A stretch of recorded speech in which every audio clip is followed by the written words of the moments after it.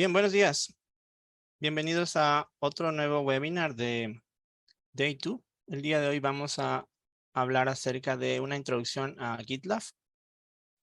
Vamos a cubrir algunos temas básicos inicialmente y vamos a hacer un par de charlas más en las siguientes semanas, donde veremos temas un poco más avanzados. Entonces el día de hoy vamos a comenzar con temas sumamente introductorios. Les pido por favor que utilicemos la funcionalidad de preguntas y respuestas del cliente Zoom que tienen en la esquina inferior, que se llama Question and Answers o Q&A, o preguntas y respuestas, para que pongan ahí sus preguntas a lo largo de toda la charla. Al final vamos a tratar de responder la mayor cantidad de preguntas que podamos. Y comencemos. Voy a compartir mi pantalla.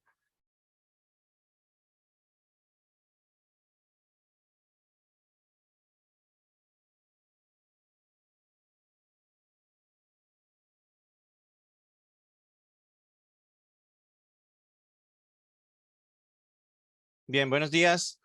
Mi nombre es Ricardo Argüello. Trabajo en Day 2, que es un partner de GitLab para la región. Nosotros vamos a comenzar un conjunto de charlas que tienen que ver acerca de temas introductorios de GitLab y después vamos a profundizar en temas un poco más técnicos. El día de hoy vamos a comenzar hablando de una introducción hacia GitLab para equipos que están comenzando a adoptar la herramienta, sea en la versión online SaaS o en la versión on-premise, sea la versión comunitaria o la versión Enterprise. Vamos a hablar de las diferencias también más adelante.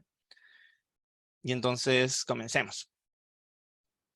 GitLab busca ser una plataforma unificada, una plataforma consolidada para equipos que están adoptando una metodología de trabajo tipo DevOps, en donde en una sola plataforma se pueden unir a los especialistas de negocio, VAs o Business Analysts, a los gente de desarrollo que programa, digamos, las aplicaciones, a los oficiales de seguridad, equipos de seguridad que tienen que participar en el análisis de la calidad y de la seguridad de las aplicaciones, y a la gente incluso de operaciones, que es la que pone en despliegue estos aplicativos.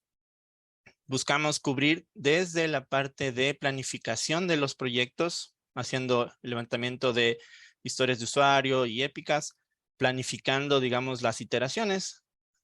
La parte principal, quizás donde comenzó el producto, es el tema de manejo de versionamiento o control de versionamiento, en donde se tiene un repositorio Git, en donde trabajan en forma colaborativa los desarrolladores. Esa es la parte quizás por donde comenzó el producto y luego se fue extendiendo. Un tema de Continuous Integration y Continuous Delivery para hacer que el proceso de construcción de las aplicaciones y de despliegue de las aplicaciones sea automatizado.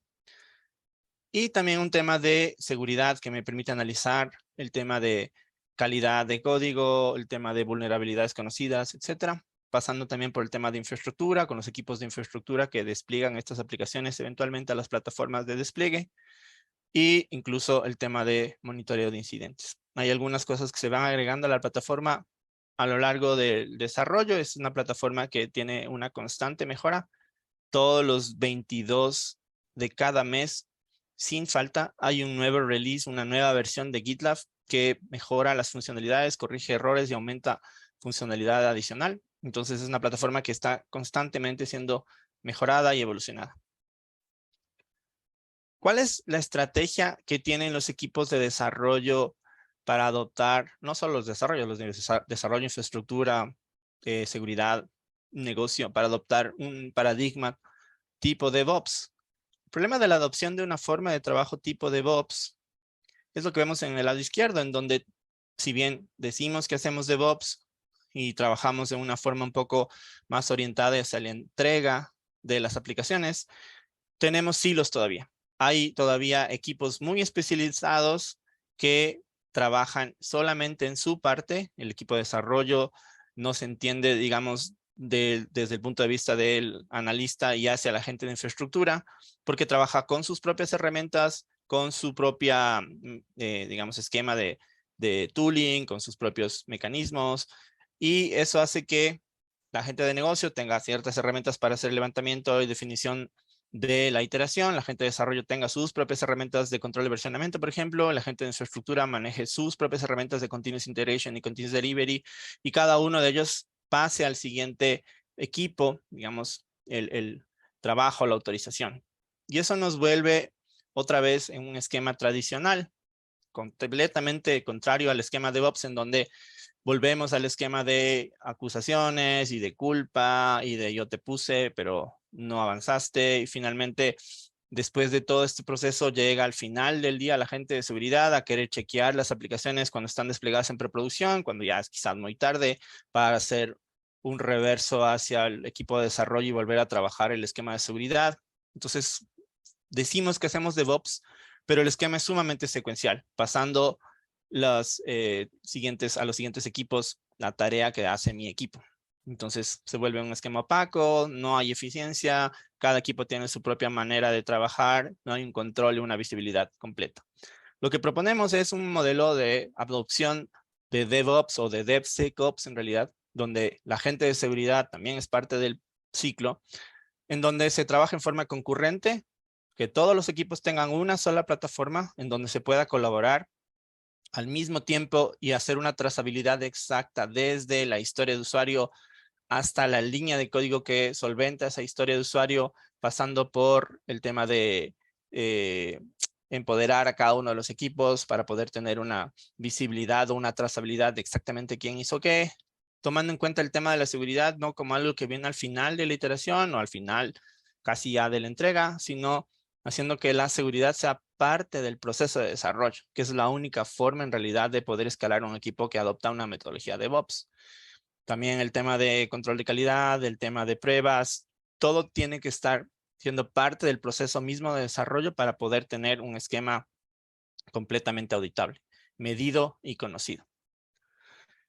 Este es el modelo que GitLab sugiere. Vamos a tratar de describir algunos de los hitos más importantes de este modelo, que es lo que llamamos el flujo GitLab o GitLab Flow. Les voy a mandar un link también en el chat respecto a qué significa el GitLab Flow. El flujo de trabajo que sugerimos para la adopción de esta plataforma más o menos se podría describir como lo que se muestra en la gráfica, que es comenzar desde un análisis de los que se conoce como épicas, que es la agrupación de varias historias de usuario que son unidades de trabajo puntuales que solventan una implementación, una necesidad de implementación. Todas estas tareas o historias de usuarios se agrupan en lo que se conoce como épicas, que definen un poco la estrategia para planificar cuál es el backlog, que es lo que se va a desarrollar en esta iteración. En GitLab se pueden configurar lo que se conoce como milestones, que serían los puntos o hitos en donde va a haber una entrega en cada una de las iteraciones para permitir planificar de las épicas que hace la gente de análisis, qué historias de usuario o qué implementación va a estar disponible o lista para cierta fecha o cierto milestone. Estos milestones agrupan entonces lo que serían historias de usuario que nosotros llamamos issues, que serían la descripción de las tareas que se deben implementar para solucionar un grupo de épicas, por ejemplo. Y el proceso de desarrollo comienza cuando se asignan estos issues o estas historias de usuario a los equipos de desarrollo.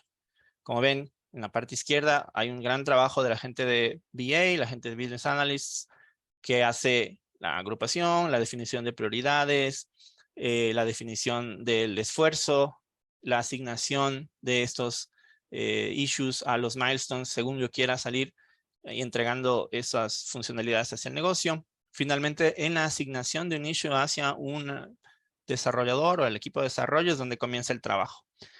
Vemos dos líneas que divergen a partir de la asignación de un issue o de una historia de usuario. La línea que se ve en la parte inferior sería lo que se conoce como una rama principal o en Git una branch, un main branch. Es decir, donde está el código fuente almacenado, que es el que se va a poner en producción eventualmente después de las implementaciones que solucionan esos issues. Cuando yo como desarrollador comienzo a trabajar en uno de estos issues o una de estas historias de usuario, creo, y es lo que se ve en esa separación de esta línea acá, creo lo que se conoce como una rama o un branch. Técnicamente lo llamamos un future branch, es decir, una rama de trabajo en donde se va a implementar algún feature o alguna solución o un fix, creando para esta rama lo que se conoce como un merge request. Un merge request es quizás la pieza fundamental en donde se para toda esta metodología o este flujo. Un merge request, como su nombre indica, es la solicitud de integrar todo el trabajo que voy a desarrollar para solucionar ese issue o esa historia de usuario eventualmente en el futuro. Todo el trabajo va a suceder en esta rama y mediante lo que se conoce como merge request, esta rama eventualmente va a integrarse al código fuente principal que se ve en la rama principal en la línea de abajo. Entonces, en una etapa muy temprana, al recién comenzar el trabajo, ni siquiera habiendo puesto una sola línea de código, creamos un merge request que todavía no tiene ningún cambio propuesto para que eventualmente el equipo de desarrollo, los desarrolladores, envíen código con los cambios que solventan ese issue, que solucionan ese issue, que implementan esa funcionalidad descrita en la historia de usuario, enviando código, haciendo ese push de código, para que una vez que suban ese código al control de versionamiento que tiene GitLab, se disparen automáticamente procesos de Continuous Integration y Continuous Delivery que compilen el artefacto, ejecuten las pruebas unitarias, las pruebas de integración, todas las pruebas definidas como parte del desarrollo, hagan el escaneo del código fuente buscando vulnerabilidades conocidas, buscando passwords que estén quemados en código, buscando dependencias que utilicen mi programación, que tengan algún tipo de vulnerabilidad conocida en esa versión. Todas estas funcionalidades de escaneo de código son provistas por GitLab, por la herramienta, que cuenta con un sinnúmero de mecanismos de escaneo de seguridad, de análisis estático de código, análisis dinámico de código inclusive, para después de hacer todo un esquema de escaneo de seguridad, la gente de seguridad pueda también tener una opinión respecto a la calidad del código, la calidad de las dependencias, realizar una colaboración con desarrolladores del equipo que tengan un nivel senior, que puedan opinar respecto al código fuente e entrar en una iteración continua de volver a solventar alguna recomendación que se dé en la revisión de código para volver a empujar más código sobre esta rama que sigue funcionando independientemente de lo que suceda en otras ramas y lo que suceda en la rama principal de trabajo, que es lo que se ve en la línea inferior. Este modelo de trabajo es clave porque evita que mientras estamos implementando una funcionalidad, mientras estamos solventando una historia de usuario, implementando funcionalidad nueva, corrigiendo errores, el código fuente que se vea en esta rama y en donde están trabajando los equipos no influye todavía en el código fuente que se puede entregar o el código fuente que están haciendo otros equipos de desarrollo en otras ramas en donde se aplicaría esta misma lógica. Entonces, este modelo de trabajo permite un trabajo colaborativo y concurrente de no solo el equipo de desarrollo, sino además los equipos de, por ejemplo, seguridad, que también tendría una opinión respecto a los incidentes encontrados después del proceso de análisis de código. Una vez que se solventarían todas las recomendaciones en una revisión de código y todas las recomendaciones de seguridad y todas las pruebas unitarias de integración pasen, que sería ya esta parte, podríamos entrar en un proceso de continuous delivery en donde hagamos un despliegue, quizás en una plataforma temporal, donde se pueda ver, para que los equipos de QA vean directamente la aplicación, se pueda ver un preview de la aplicación, un escenario de infraestructura desechable para nada más ver cómo luce. Estamos hablando, por ejemplo, de una aplicación web. Y después de un proceso de aprobación de alguien que efectivamente diga, efectivamente la aplicación hace lo que tiene que hacer, se solventó el issue, se solventó la historia de usuario, esto entre a un proceso de aprobación del merge request. Es decir, alguien con el nivel de seguridad apropiado, que quizás no van a ser los desarrolladores que participaron en el proceso de desarrollo, sino alguna persona del equipo de arquitectura, del equipo de QA, habría que definir eso en el proceso, acepta ese merge request. Y una vez que acepta ese merge request, todos los cambios desarrollados en la rama donde se aplicó todo este proceso iterativo pasan a ser parte del código fuente que se despliega en producción, por ejemplo, o en un ambiente previo a producción.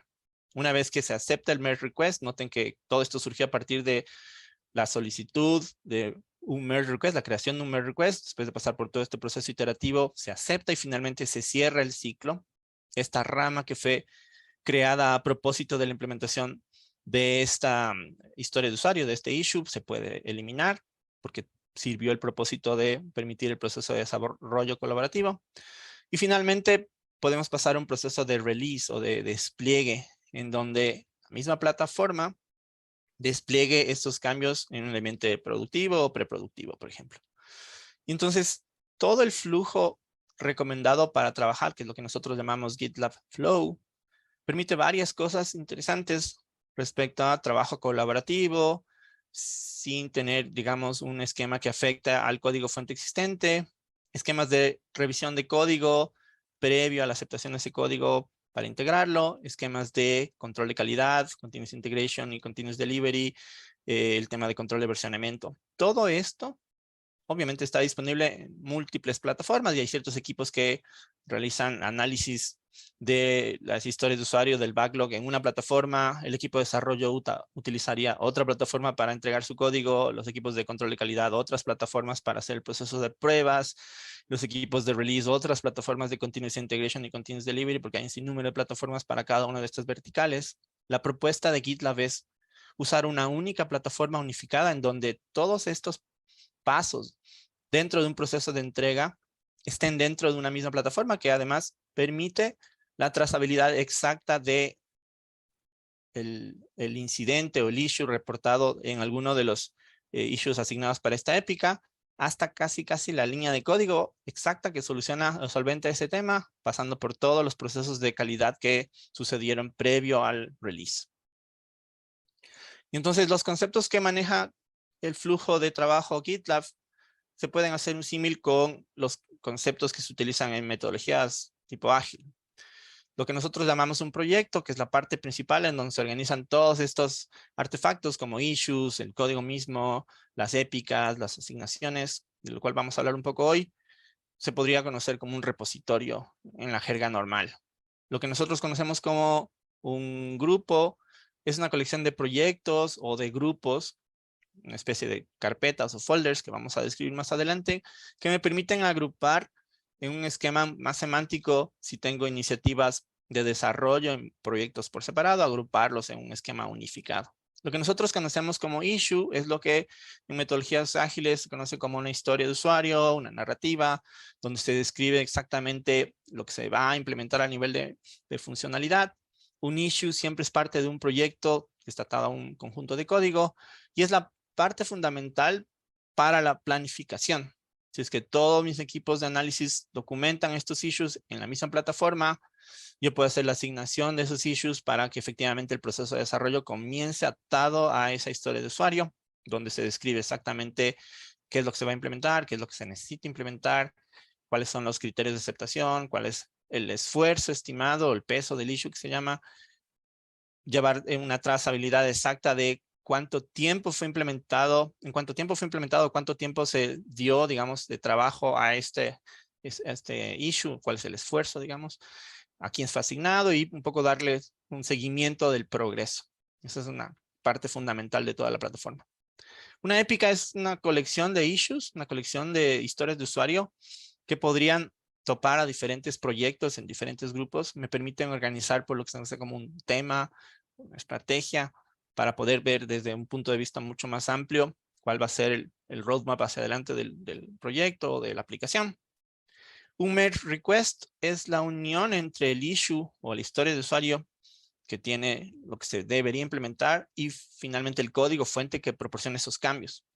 Y entonces me permite capturar el proceso de desarrollo utilizando una rama para trabajar en esa rama en la implementación, en donde los desarrolladores entregan código fuente, hacen los cambios de código para implementar esa historia de usuario, discuten además respecto a la pertinencia o no de un código fuente en un proceso típicamente conocido como una revisión de código o code review, donde los arquitectos o gente senior opina respecto a la calidad de código entregado por el equipo de desarrollo. Entonces, además sirve como una plataforma de revisión de código. Me permite tener procesos de aprobación, en donde si es que, por ejemplo, podríamos definir si es que tenemos 5 arquitectos, 3 arquitectos tienen que estar de acuerdo con el cambio para poder hacer que se apruebe ese cambio y se integre en la rama principal para eventualmente ser desplegado. Tenemos también a partir de estos merge requests todos los procesos automatizados de continuous integration que compilan el código en esa rama solamente y analizan desde el punto de vista de seguridad del código entregado en esa rama que está atada a ese issue. Y entonces el merge request es quizás la pieza fundamental de la metodología, porque a partir de este merge request y de esa rama en paralelo es donde comienzan todos los procesos de control y calidad y de construcción automática. Hay gente que también lo conoce este concepto como pull request. Se utiliza un esquema de metadata y de etiquetas para poder taguear. Casi todos los objetos tienen un esquema de tagueo. Podemos taguear grupos, issues, asociar issues de diferentes proyectos y grupos a diferentes iniciativas, etiquetar con security a cosas que tengan que ver con seguridad, etiquetar con etiquetas específicas a un proyecto o alguna cosa que tenga sentido dentro de la organización para poder buscar después según esa etiqueta issues o proyectos que tengan relación. Un board que me permite visualizar una listada visual de todos los proyectos y todos los issues para yo poder tener un esquema de asignación y de backlog donde priorice rápidamente, pueda arrastrando issues, asignar un equipo específico o una etapa específica del proyecto. Milestone, que se conocen también como sprints o releases, que serían qué voy a entregar en este sprint, cuáles issues se van a asignar para esta iteración. Me permite un poco organizarme respecto a la asignación de trabajo, cómo voy a tener el tema de código, issues y merge requests en una sola vista respecto a lo que va a salir en esta iteración, por ejemplo. Y un roadmap que sería la representación visual de varias épicas de un mismo grupo. Entonces, como ven, el enfoque es tener una sola plataforma para, comenzando desde el análisis, pasando por la entrega de código, pasando por los procesos de continuous integration y llegando incluso a los procesos de continuous delivery mediante una aprobación de una persona que apruebe esos cambios. Podemos cubrir todo el ciclo de entrega desde la concepción, de la idealización y levantamiento hacia el despliegue en ambientes preproductivos o productivos. Ese es el objetivo de la plataforma. Entonces, para comenzar a profundizar en este esquema, vamos a analizar desde el punto de vista de funcionalidad. Vamos a ver un poco de pantallazos. Después voy a mostrarles rápidamente una parte de la aplicación donde se describen los conceptos más importantes. Donde nace todo el esquema de organización de los proyectos es lo que se conoce como grupos. Un grupo puede contener al mismo tiempo otros grupos o proyectos. Los proyectos serán los que contienen el código fuente respecto a esa aplicación, representarían una aplicación específica, pero también los issues, o sea, las historias de usuario específicas para ese proyecto que me permiten hacer el proceso de colaboración, donde a cada issue está atado un conjunto de comentarios, personas asignadas, gente que está participando como parte de la solución de esa historia de usuario. Y de esa forma yo puedo continuar en el proceso de asignación de tareas para esta iteración. Se pueden asignar issues a nivel de proyecto, pero también se los puede ver agrupados a nivel de un grupo para yo tener una vista completa de un grupo que esté formado a su vez por otros grupos y proyectos, una vista consolidada de todos los issues o incidentes respecto a ese proyecto o ese grupo. Vamos a ver unos pantallazos de cómo luce esto en la plataforma GitLab. La plataforma GitLab es una plataforma web disponible en un modelo SaaS en gitlab.com, pero también disponible en un modelo de despliegue en on-premise, donde ustedes tendrían un servidor GitLab en su plataforma local. Va a lucir parecido, no importa el modelo. Y entonces, el proceso de grupos, que es donde nace todo el esquema, me permite tener un pantallazo inicial de todos los grupos y subgrupos. En este caso vemos con un icono de carpeta, lo que sería un grupo, y con un icono de una cinta, un ribbon, lo que sería un proyecto específico. En esta vista estamos viendo un grupo que contiene a su vez grupos y proyectos específicos. Los proyectos serían casi las aplicaciones. Y los issues están atados a un proyecto específico, pero yo puedo ver una vista general, como ven en el lado izquierdo, de este grupo que contiene grupos y proyectos, tiene en total estas 9 épicas, estos 20 issues, y en este momento están sucediendo 11 merge requests, es decir, hay 11 branches, 11 ramas, donde se están trabajando en forma colaborativa, 11 iniciativas de implementación de una historia de usuario, por ejemplo. Entonces es aquí donde nace el proceso de planificación, quizás en la definición de cuáles son esos grupos y esos proyectos. Las épicas, que en un proceso de una metodología de desarrollo ágil serían como la agrupación de múltiples historias de usuario que se asignan a una específica iteración, me permiten agrupar cosas. En este caso vemos varias épicas en este proyecto de ejemplo. En la sección izquierda vemos la sección épicas con listas, boards y roadmap, que me permite verlo desde una vista tabular, desde una vista un poco más gráfica. Yo puedo en esta vista tener un vistazo general de cuáles son las épicas, las iniciativas macro que tengo. Veo algunas etiquetadas con future request o future o capacidad o debugs que me permiten con esta metadata facilitar las búsquedas. Yo puedo hacer búsquedas sobre las épicas. Como les decía, las épicas entonces agrupan estos issues, estas historias de usuario para un poco encontrar issues específicos dentro de un proceso. Si yo llego a una épica, en este caso estamos viendo una épica, un epic ejemplo. Esta epic, que seguramente está levantada por los equipos de análisis, de business analysts dentro de del equipo, describe exactamente cuál es la visión, un poco a largo plazo. Dentro de la implementación, esta épica va a incluir múltiples historias de usuario. Entonces, una épica me permite tener esa alineación, digamos, donde se definen los objetivos, cuál es el objetivo macro y cuál es la estrategia para implementar ese objetivo. Hay varias formas de hacerlo. Obviamente, este es nada más un ejemplo. Yo puedo etiquetar estas épicas a un nivel macro y todos los issues incluidos como parte de esta epic tendrán esas etiquetas, las heredarán. Podemos poner fechas tope para la implementación, una fecha de inicio, una fecha finalizar, al menos en la planificación, y de esa forma tener un esquema de planificación muy alto nivel.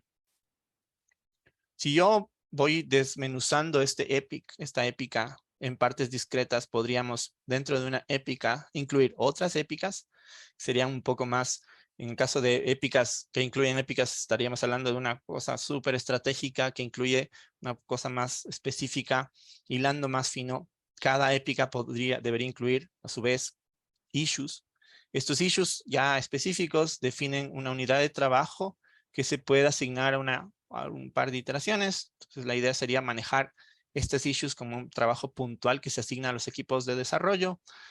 Esta metadata del análisis de una épica incluiría, como decíamos, el tema de etiquetas, el tema de fechas. Me permite tener un vistazo general de todo lo que se conoce como el backlog, qué es lo que tengo disponible para asignar a mis equipos según una estrategia de priorización.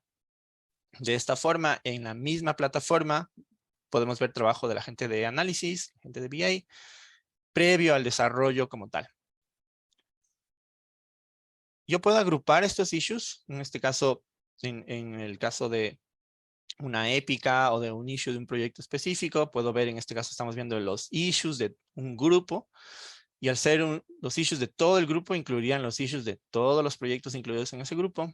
Estos issues tienen metadata respecto a etiquetas, obviamente la descripción, cuándo fue actualizado la última vez, si es que tienen merge request en este momento ejecutándose, y todo lo que sería el proceso de discusión y de colaboración de los equipos. En este vistazo general podemos tener una vista específica consolidada por un grupo para poder de esta forma priorizar y tener un análisis de cómo estamos avanzando en los procesos. Puedo hacer búsquedas. Toda la plataforma tiene un esquema de search y de búsqueda interesante que me permite mediante un lenguaje buscar por etiquetas, por milestone, es decir, por la fecha en donde estamos planificando hacer la entrega de cierta funcionalidad, y de esta forma el uso de etiquetas se convierte en clave porque me permite, según la metadata que yo incluya, priorizar, tener un esquema de si es que esto es una issue de frontend, si es que es un issue de backend, si es que es un feature nuevo, si es que es un fix a un error, y de esa forma poder hacer búsquedas. Quiero todos los bugs que están planificados para el milestone de la siguiente semana y que sean de nivel crítico, por ejemplo, como en este ejemplo. De esta forma yo tengo un vistazo hilando más fino respecto a la metadata que ponga, me permitiría hacer una búsqueda un poco más específica. Y luego viene la parte importante que es el issue como tal. En este caso vemos un issue específico que tiene muchísima información. Vamos a analizar un poco cuál es la información que se incluiría en un issue específico. Recuerden que un issue sería comparable a la historia de usuario en una metodología ágil y un issue se suele incluir dentro de un epic y se asigna a una iteración o un milestone. En la descripción del issue deberíamos poner lo que se conoce como una historia de usuario, que es lo que quiero resolver, algunas de las propuestas a nivel de implementación y funcionalidad a implementar, para que una persona del equipo de desarrollo pueda, leyendo la historia de usuario, implementar esa funcionalidad en esta iteración. Tenemos metadata al lado derecho, como etiquetas que se pueden asignar al issue o a la historia, el milestone en donde se va a solucionar o solventar esta historia, obviamente sería lo deseado, se puede correrse a la siguiente iteración dependiendo de cómo avanza el desarrollo, el peso o weight que le llamamos en GitLab, que sería el esfuerzo analizado en un esquema numérico. Ese 8 puede significar cualquier cosa, eso debe ser definido por el equipo, pero ese peso me permite, según la cantidad de esfuerzo, asignar, tener un esquema de priorización, se puede poner fechas límite, e incluso se puede hacer un tracking del tiempo incurrido o utilizado en solventar este issue. Entonces los equipos de desarrollo pueden registrar en la misma herramienta los tiempos asignados a esta issue para de esta forma hacer un seguimiento muy exacto de cuál fue el esfuerzo planificado versus el esfuerzo real, por ejemplo. Y de esa forma tener una forma de planificar aún mejor las siguientes iteraciones. La gente asignada a este issue será obviamente notificada una vez asignada, seguramente le llegará un correo para comenzar a trabajar en este issue. Obviamente el proceso que describimos al inicio, el mejor sería crear un merge request y a partir de ese merge request, en esa rama nueva que se crea a propósito del merge request, entregar el código fuente que solvente este issue y en ese proceso iterativo de código fuente, pruebas, control de calidad y aceptación, hacer que todo el flujo para solventar este issue se cierre finalmente aceptando el merge request, que sería, digamos, la forma de cerrar el ciclo. Me están preguntando en el chat si es que se pueden hacer pruebas end-to-end dentro del mismo GitLab y la respuesta es sí. Si es que estas pruebas end-to-end son parte del proceso definido como el proceso de construcción. Digamos, si es que ustedes utilizan en Java, por ejemplo, Maven y tienen dentro de Java una prueba end-to-end que incluya algunas herramientas que corren en forma automatizada, pues todas esas herramientas se pueden invocar como parte del proceso de construcción y de pruebas y por tanto se podría esquematizar un esquema end-to-end automatizado dentro de la herramienta. Dice que cómo podría interpretarlo si no tiene claro el concepto de merge request. Vamos a definir un poco más adelante cómo se implementa finalmente, pero el objetivo es que tengamos claro primero los conceptos, sobre todo el tema de issues, y después vamos ahorita a describir un poco más a detalle el tema del merge request. Lo importante del issue es que dentro del issue, como se ve, esto sería la parte inferior de un issue específico, hay muchísima metadata de cómo sucedió la colaboración. Es decir, los equipos de desarrollo y los equipos de QA y los equipos de arquitectura, quizás todos colaborando en una especie de foro, digamos, donde te dejan mensajes, donde se comenta, donde se toman notas y se ponen consideraciones, en donde se van viendo cómo fueron procesando las pruebas automatizadas, si es que esos procesos de continuous integration y continuous delivery fallaron o no, si es que se tienen merge requests relacionados a este issue, cuáles son las milestones en donde se esperan esos merge requests, quién está asignado específicamente, como vimos en la derecha, pero en el lado central sería como la parte de metadata y de comunicación. Los equipos pueden utilizar esta misma plataforma para colaborar y trabajar entre los gente de análisis, gente de desarrollo y gente de QA en un esquema de mensajes donde haya aprobaciones, donde haya discusión, donde haya inclusión mediante el esquema de arroba a otros usuarios de los cuales se necesite opinión, por ejemplo, y de esa forma solventar mediante la misma plataforma y evitar el tema de mandar correos adicionales todo el esquema que solventa este issue. Recuerden que todo el proceso y toda la metodología está entonces girando alrededor de este issue, de esta historia de usuario, y en la medida que la plataforma proporciona estas facilidades para hacer la colaboración, evitamos la utilización de cualquier otra herramienta externa de las cuales ustedes deben conocer. Hay muchas en donde se mantenga las discusiones en una herramienta y el código fuente en otra. De esta forma se puede obviamente mejorar el proceso de desarrollo haciendo que evitemos este tema de secuenciación, donde la gente de análisis entre a una herramienta a ver, digamos, el estatus de esa asignación, pero el equipo de desarrollo está en otra herramienta haciendo la entrega de código. Ese es el objetivo de la plataforma, tener todo integrado. Y obviamente eso debería incluir entonces la necesidad de que la gente de análisis use desde el proceso de análisis de todo el backlog la misma herramienta que va a usar el equipo de desarrollo. Esa es la propuesta que se tiene dentro del flujo. Esto es un ejemplo de cuál sería una discusión dentro de un issue específico, en donde internamente los equipos de desarrollo de arquitectura hablan de cuál sería la mejor estrategia para implementar esta funcionalidad, esta historia de usuario, donde se van haciendo referencias a milestones previos, donde se van haciendo referencia a cambios de código específicos, donde se van haciendo referencia a otros usuarios mediante la anotación arroba, lo que se conoce como una mención. Cuando hay una mención, mediante esta anotación de arroba, a la persona mencionada le llegará un correo con el link a la discusión. Y yo podría decir, ok, este issue está relacionado a este otro issue y tiene que ver y por tanto lo puedo incluir como un issue relacionado, related issue, para poder tener en un solo esquema la visibilidad de todas las iniciativas de desarrollo que tienen que ver con esta implementación. Respecto a este issue, pueden haber varios merge requests relacionados también. De esta forma tengo un solo pantallazo, una sola vista del proceso. Y entonces tiene mucho sentido para la gente de análisis, la que está planificando, para la gente de desarrollo, obviamente, porque nos da un indicativo de cuál sería la mejor estrategia, para la gente de arquitectura, que tiene una opinión respecto a la calidad de código. Es decir, en esta discusión del grupo se puede aplicar gran parte de una metodología tipo ágil. Y después, desde un punto de vista gráfico, yo puedo tener un vistazo de los epics, incluidos según su estatus. Yo puedo diseñar este board según me convenga, haciendo la priorización de todos los backlogs, lo que tengo pendiente en mi backlog por asignar, según la criticidad, según la iteración, según el esquema que yo quiera utilizar para organizarme en un proceso. Podría utilizar este esquema un poco más gráfico para hacer una visibilidad de cómo está la asignación y cuál es el avance de los equipos. De esta forma, planificar. Esta funcionalidad que estamos viendo, que es la de boards, está incluida solamente en las versiones Ultimate del producto. Tiene varios niveles de funcionalidad. Vamos a hablar de eso en otra oportunidad, pero este tipo de boards no están disponibles en las versiones comunitarias, por ejemplo, y están solamente disponibles en las versiones Ultimate de GitLab, ya sea en el modelo SaaS o en el on-premise. Y finalmente, este merge request, que recuerden que era quizás la piedra fundamental donde se basa toda la metodología, que describe una rama de trabajo en donde va a entregarse el código fuente que solventa esta historia de usuario.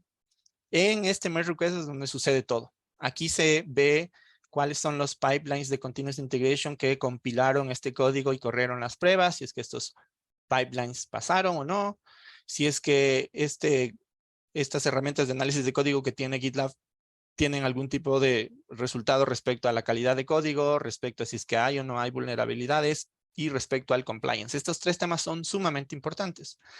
GitLab Ultimate incluye la funcionalidad de revisión de estática de código, que me permite, mediante un análisis estático, solamente el código fuente, verificar mejores prácticas, detectar errores en programación, malas prácticas, procesos de desarrollo que no son necesariamente los mejores y solicitar mejoras en la calidad de código. Entonces es un proceso de QA incorporado al proceso de desarrollo, para no hacer que la gente de QA llegue quizás al final de la iteración y respecto al análisis emite una opinión y detenga la salida. Haremos el análisis primero automatizado de la calidad de código respecto a mejores prácticas de una forma automatizada por la misma herramienta, y lo incorporaremos como parte del merge request. Si es que la herramienta encuentra alguna mala práctica en el código fuente, alguna mala práctica conocida respecto a la plataforma o el lenguaje, la mostrará dentro de esta visibilidad del merge request y me llevará exactamente al código fuente que tiene un problema. Por ejemplo, eso que vemos acá de estamos quemando una password en el código fuente, obviamente es muy mala práctica. Y entonces, una vez que se detecta como parte del análisis de código, se puede de esta mala práctica asignar un issue, crear un issue específico y asignarlo a alguien para que lo solvente. No se deben quemar passwords en código fuente, por ejemplo. La segunda importante de estas tres que están marcadas ahí a la parte inferior es el tema de seguridad. Se puede encontrar problemas de seguridad de las dependencias utilizadas por mi herramienta. Típicamente, que sé yo, una aplicación Java, en el POM XML vamos a llenarnos de dependencias de librerías y de cosas que estamos utilizando con versiones específicas. Puede ser que una de esas dependencias en esa versión específica tenga una vulnerabilidad conocida y por tanto la herramienta lo que va a hacer es mandarme un reporte de cuál es la versión que soluciona esa vulnerabilidad, incluso sugerirme cuál sería el cambio para solventarla. Y esa es una parte importante del esquema de seguridad, para que no llegue la gente de seguridad después de la iteración a mandarnos un escaneo externo con otra herramienta. El escaneo se incluye como parte del flujo de compilación automática de este merge request. Y finalmente el tema de license compliance. Esto es súper importante. Puede ser que mis equipos de desarrollo sin saber estén incorporando una librería que tiene un esquema de licenciamiento open source, LGPL o no, AGPL, alguna cosa ahí o GPL puro, que hace que mi código fuente tenga que ser licenciado en un esquema de open source, y puede ser que mi empresa no tenga ningún interés en compartir el código fuente con nadie más que para uso interno, y por tanto detectar ese tipo de licenciamiento dentro de mis dependencias es sumamente importante. Puede ser que por la omisión o el desconocimiento de una persona de desarrollo, quizás senior o quizás junior, se incluye una librería que afecta al licenciamiento que debe tener mi componente. Y entonces yo puedo poner límites y decir, no es aceptable usar ninguna librería GPL, solamente usamos librerías open source que sean BSD o MIT, por ejemplo. Eso se puede especificar en el tema de license compliance. Y de esa forma tener un tema de compliance para trabajar incluso con los equipos legales dentro de una organización grande que tengan este tipo de requerimientos. A veces eso sucede. Y finalmente, una vez que este código es entregado para solventar este issue, se pueden correr en forma automática procesos de Continuous Integration y Continuous Delivery que compilan automáticamente el código, corren todas las pruebas automatizadas, dan un reporte de cómo sucedió esas pruebas, me permiten correr todo este tema de QA, de seguridad que describimos, tema de coverage, tema de pruebas end-to-end inclusive, y me permiten obviamente una detección temprana de problemas, haciendo que eventualmente cuando esto se integre hacia la rama principal, este código esté ya completamente verificado, haya corrido un montón de pruebas de integración, de seguridad, de end-to-end, que me permiten mejorar su calidad, haciendo que la calidad sea parte integrada del proceso de desarrollo y no sea un conjunto de pruebas que se corren posterior, digamos, a casi antes de la entrega. Y después el proceso de Continuous Delivery me permiten hacer que estas entregas se puedan también automatizar, quizás después de un proceso de aprobación. Por ejemplo, en esta gráfica vemos que hacia los escenarios de preproducción o staging se entrega en forma automática, pero hacia los escenarios de producción hay que hacer una aprobación previa, por ejemplo. Se podría hacer un esquema manual. Las etiquetas me permiten priorizar, me permiten meter metadata a los grupos y a los issues y buscar por esta metadata, como ya describimos. Y los milestones me permitirían poner fechas específicas de entrega y agrupar los issues que van a ser incluidos en este milestone, en este hito. Y de esta forma, en esta iteración, digamos, y de esta forma planificar y tratar de asignar del backlog hacia estos milestones específicos y tener una planificación de qué va a salir cuándo.